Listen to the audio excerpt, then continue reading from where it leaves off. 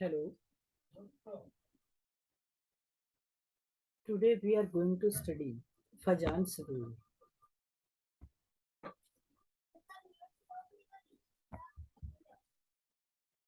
Fajan's rule. ये mainly किसके लिए यूज होता है? ये है ना, this is use to determine covalent character real. Covalent character real in ionic compound. आयनिक कंपाउंड में कितना कोवलेंट करेक्टर है उसको डिसाइड करने के लिए अपन क्या यूज करते हैं? फजान्स रूल. क्या यूज करते हैं? फजान्स रूल.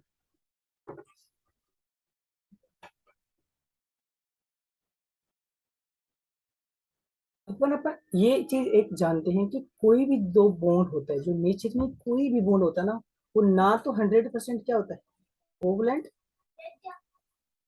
और ना ही 100% क्या होता है? आयनिक. इसका मतलब क्या होता है? उस बॉन्ड में मिक्स्ड करेक्टर होता है. किस किस का? Every bond has mixed character of covalent as well as ionic bond. दोनों बॉन्ड का क्या रहता है? मिक्स. कुछ आयनिक रहता है, कुछ कोवलेंट. अगर मेजर आयनिक करेक्टर है तो आयनिक बॉन्ड हो गया. और मेजर फैक्टर कौन सा? कोवलेंट बॉन्ड है तो उसको क्या बोलते हैं? कोवलेंट करेक्टर मेजर है तो उसको क्या बोल देंगे अपन? Covalent bond. बट हर बॉन्ड में कुछ न कुछ परसेंटेज दोनों का रहते हैं. सो आयनिक बॉन्ड में कितना परसेंट कोवलेंट या कितना कोवलेंट करेक्टर होगा, वो किससे डिसाइड होगा? फजान से.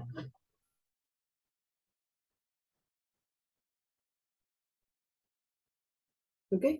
सो इन एनी का covalent any ionic compound in any ionic compound, Fajans rule is used to determine covalent character in any ionic in any ionic in any ionic bond. Covalent covalent characters. Covalent characters are determined by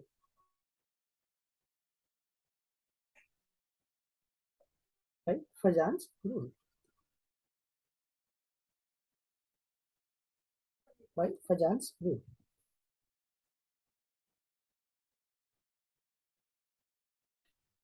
ये qualitative बताता है, मतलब कितना होगा. Quantitative नहीं बताएगा, मतलब कितना परसेंटेज होगा ये नहीं बताएगा. किस एक्सटेंट तक होगा, मतलब कंपैरिजन टाइप ही बता पाते हैं फजान रूल से. एग्जैक्ट वैल्यू नहीं बताता है कौन Fajans rule. It does not tells about value of covalent character in ionic bond.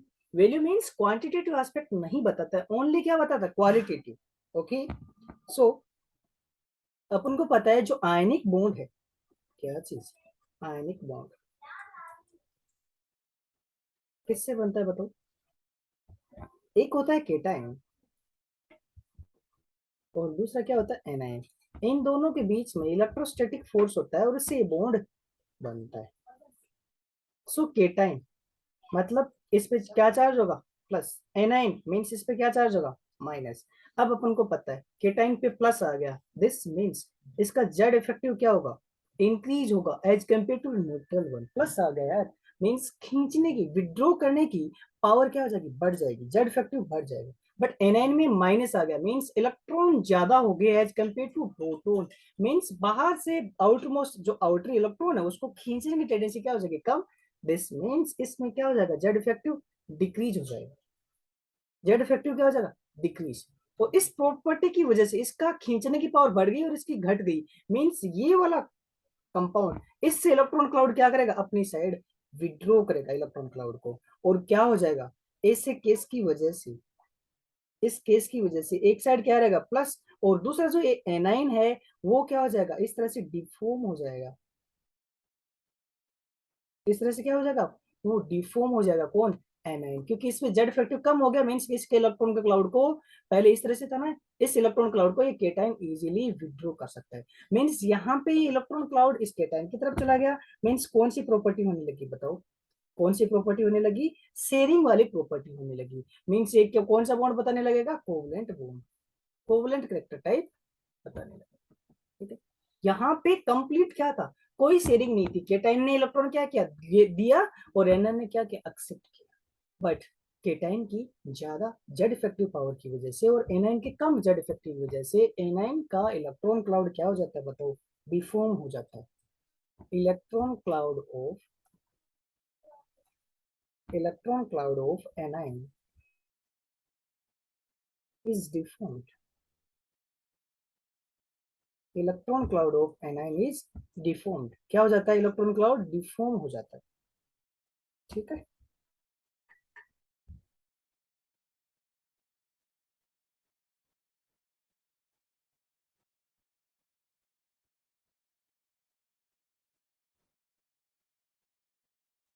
Okay. सो अब फजान सूर में अब क्या बोलेंगे, due to due to higher Z effective of cation, due to higher Z effective of cation and lower Z effective of anion,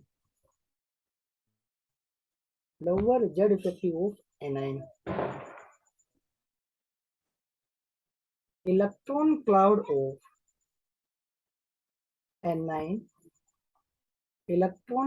of anion,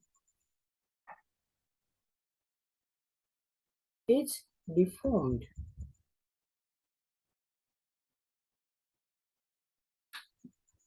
by cation, and this phenomenon is known as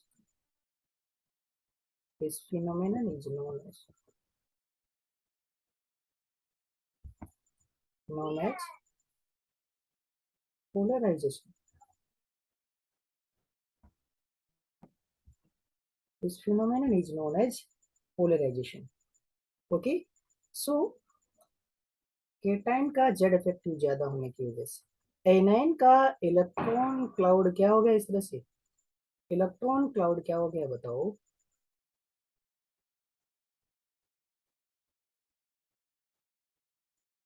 deform हो गया। इस electron cloud के deform होने को ये क्या बोलते हैं अपन, पोलराइजेशन। अब इसके विड्रॉइंग पावर को क्या बोलते हैं अपन, polarizing power. Okay, so polarizing power, क्या चीज, polarizing power. Ability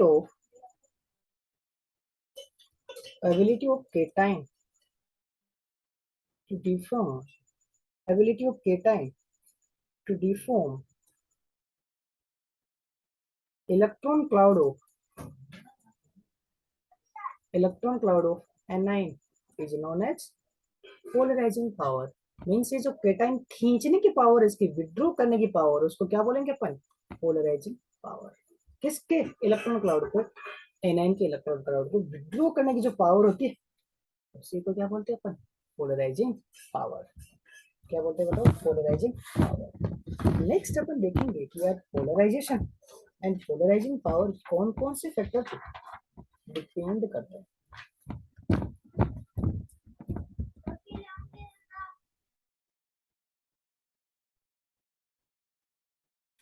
okay, polarisation और पोलराइजिंग पावर किस किस फैक्टर पे डिपेंड करती है।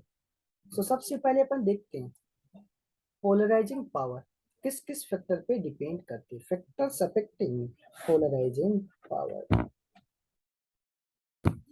पहला अपन देखते हैं क्या चीज, साइज। यार देखो यार, साइज केटाइन की जितनी ज्यादा होगी उतनी केटाइन का चार्ज डेंसिटी घट जाएगा, और जितना चार्ज डेंसिटी केटाइन का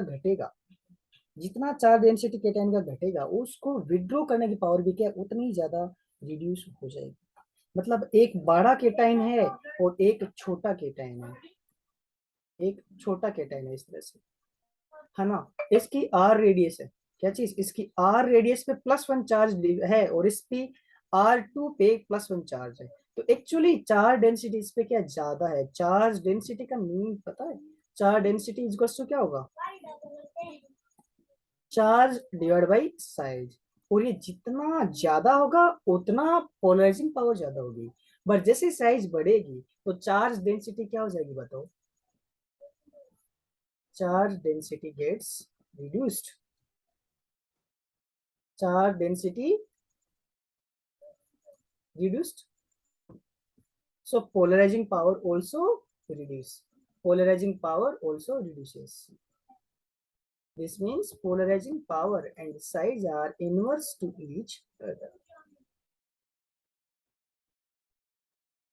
So इस पे एक एग्जांपल कर लेते हैं, क्या चीज, इस पे एक एग्जांपल कर लेते हैं। सो मेरे को बताइए कि पोलराइजिंग पावर किसकी ज्यादा होगी? एल आई प्लस दिया मैंने और फिर एन ए प्लस दिया, किसकी पोलराइजिंग पावर ज्यादा होगी? देखो यार दोनों पे चार्ज के सेम, साइज किसकी ज्यादा है? एन ए की, तो इसकी पोलराइजिंग पावर कम और एल आई प्लस की पोलराइजिंग पावर क्या है? ज्यादा है।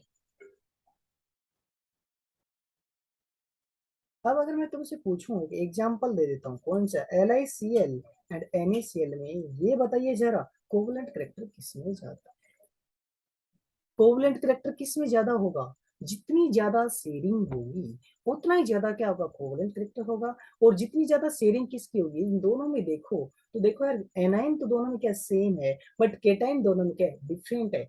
इसकी पावर, खींचने की पावर ज्यादा है किसकी? एल आई प्लस की। मीन्स इस सीएल माइनस का जो इलेक्ट्रॉन क्लाउड है, सीएल माइनस का इलेक्ट्रॉन क्लाउड है, ज्यादा डिफॉर्म होगा, मीन्स ज्यादा शेयरिंग होगी। और Na प्लस में सीएल माइनस के इलेक्ट्रॉन क्लाउड की शेयरिंग क्या होगी? कम होगी। मीन्स इसमें कोवलेंट करेक्टर ज्यादा होगा एज कंपेयर टू NaCl।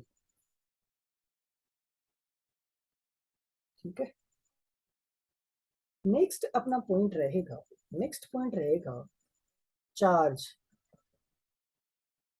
देखो यार जितना ज्यादा चार्ज होगा, जितना ज्यादा चार्ज होगा उतनी खींचने की पावर बढ़ेगी। Means polarizing power and charge are directly proportional to each other. तो मेरे को बताइए जरा पोलराइजिंग पावर किसमें ज्यादा होगी? Na plus Mg plus two and Al plus three, polarizing power सबसे ज्यादा किसमें है?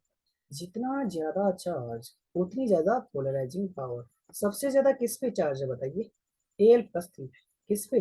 Al प्लस थ्री पे। तो polarizing power Al plus three की क्या होगी बताइए? ज्यादा होगी। फिर Mg प्लस टू और फिर Na प्लस, ये क्या हो जाएगा? पोलराइजिंग पावर का ऑर्डर हो जाएगा। ठीक है,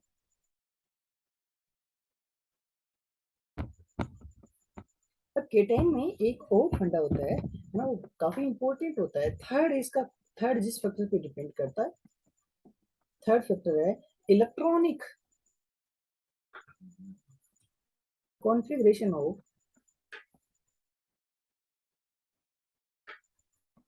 configuration of cation, electronic configuration of cation.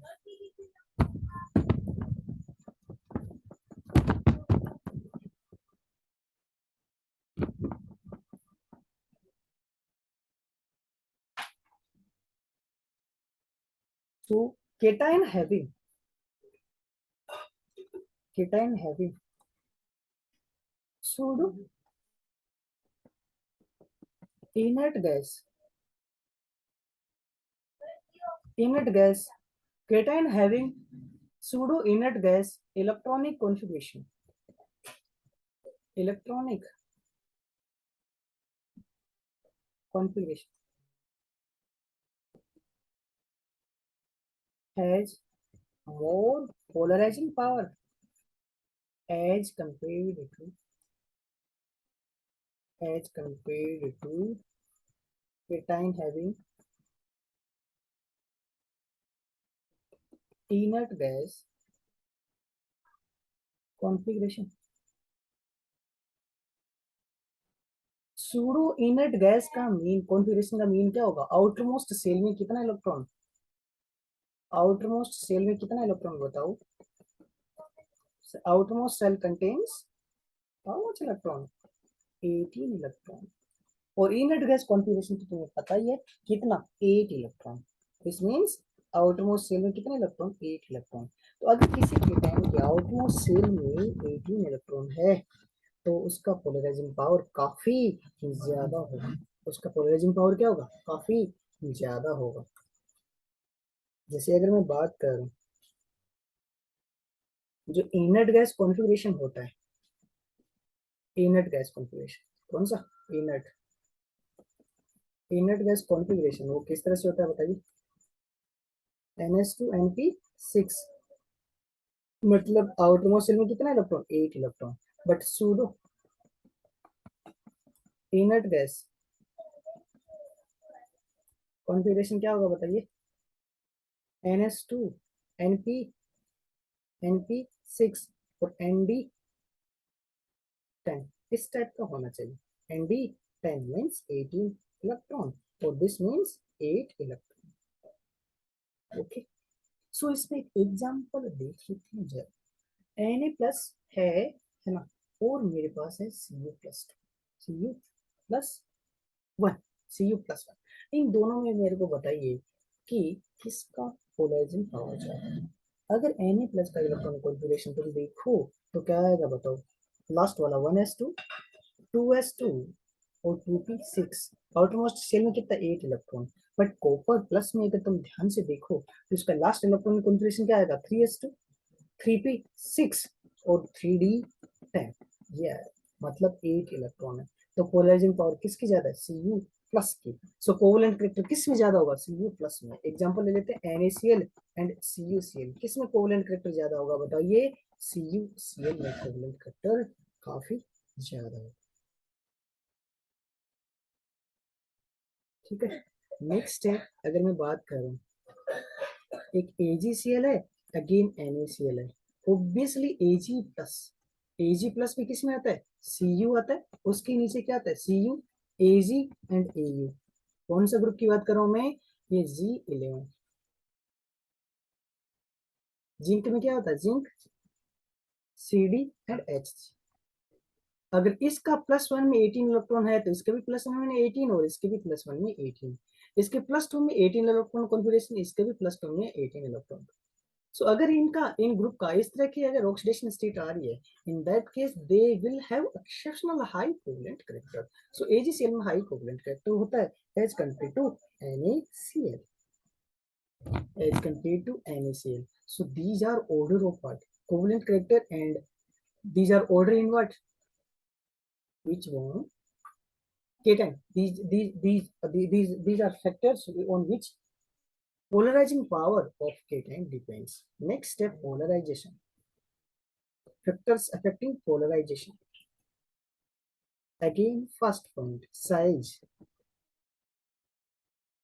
देखो यार, एनायन की जितनी ज्यादा साइज होगी, एनायन की जितनी ज्यादा साइज होगी, यहाँ पे इलेक्ट्रॉन्स है, एनायन की जितनी साइज ज्यादा होगी वो न्यूक्लियस से उतना ही दूर होगा। ये सुनो, ये इलेक्ट्रॉन क्लाउड न्यूक्लियस से क्या होगा? उतना ही दूर, और इस केटाइन के लिए उतना ही इजी होगा इस इलेक्ट्रॉन क्लाउड को क्या करना? विड्रॉ करना। मतलब जितनी ज्यादा साइज होगी उतना ज्यादा पोलराइजेशन होगा। तो size and polarization for anion, polarization is defined for what? Anion. So polarization for anion is directly proportional to size. अब मेरे को बताइए, O-2 एंड S-2 में पोलराइजेशन किसका ज्यादा है? देखो दोनों पे चार्ज ज्यादा सेम है, साइज S की ज्यादा है, तो इसलिए S का पोलराइजेशन ज्यादा होगा एज कंपेयर टू O-2। ठीक है, तो इस पे एक एग्जांपल कर लेते हैं। अब मेरे को बताना LiI LiBr है ना, इन दोनों में बताइए कोवलेंट किस करेक्टर किसमें ज्यादा है? तो यार देखो, केटाइन सेम है, मींस केटाइन से कंपैरिजन नहीं करेंगे, एक में I माइनस है और एक में Br माइनस है। पोलराइजेशन किसका ज्यादा होगा? I माइनस का, क्योंकि साइज ज्यादा उतना ही डिफॉर्मेशन क्या होगा? ज्यादा, केटाइन को खींचना इजी होगा, और जितना ज्यादा पोलराइजेशन होगा उतना ही कोवलेंट करेक्टर होगा। मींस LiI में कोवलेंट करेक्टर ज्यादा एज कंपेयर टू LiBr। तो ये साइज वाला फैक्टर क्लियर हुआ, राइट। नेक्स्ट है charge on anion. Charge on anion, अब देखो जितना एनायन पे चार्ज होगा उतना डिफॉर्मेशन ज्यादा होगा, ज्यादा इलेक्ट्रॉन है, चार्ज डेंसिटी ज्यादा है, मतलब वो ज्यादा न्यूक्लियस से दूर जाएगा। तो जितना चार्ज होगा उतना ही ज्यादा क्या होगा? पोलराइजेशन।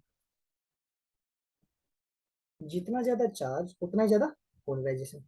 अच्छी बात है ना, ज्यादा चार्ज होगा तो पोलराइजेशन में क्या होगा, इजी होगा। पोलराइजेशन क्या होगा, उतना ही इजी होगा।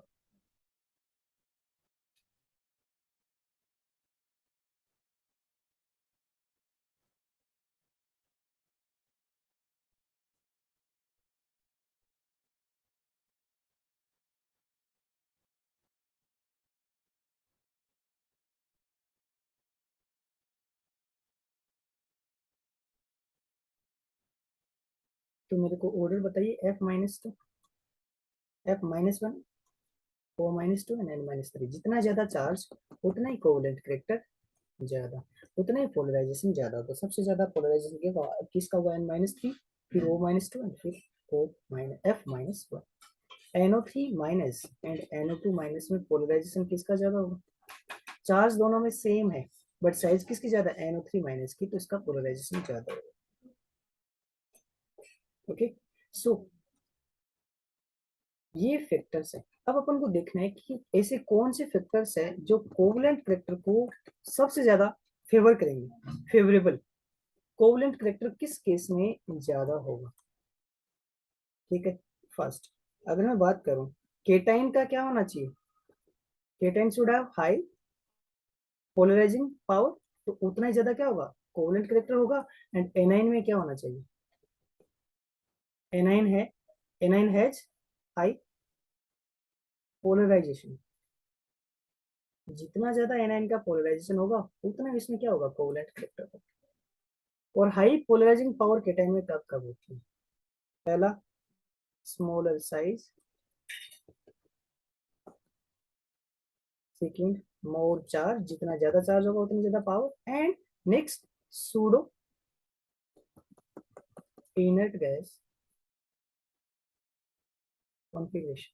अगर ये कंडीशन आ रही है तो उस केस में इस कंपाउंड में कोवलेंट करेक्टर काफी ज्यादा होगा। सेकंड, इसकी अगर मैं बात करूं तो इसमें क्या होगा, वही साइज क्या होना चाहिए, बिगर साइज, क्योंकि इलेक्ट्रॉन क्लाउड को डिफॉर्म करना क्या होगा, easy. High charge, high charge, okay.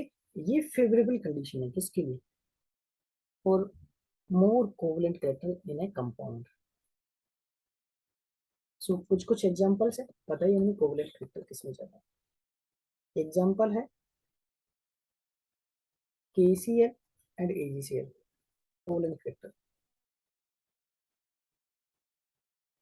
LiCl, NaCl, KCl, RbCl, BeF,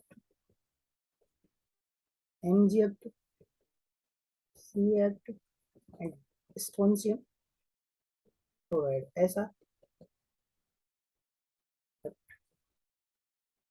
इनमें कोवलेंट कैरेक्टर क्या होगा। नेक्स्ट है Na2,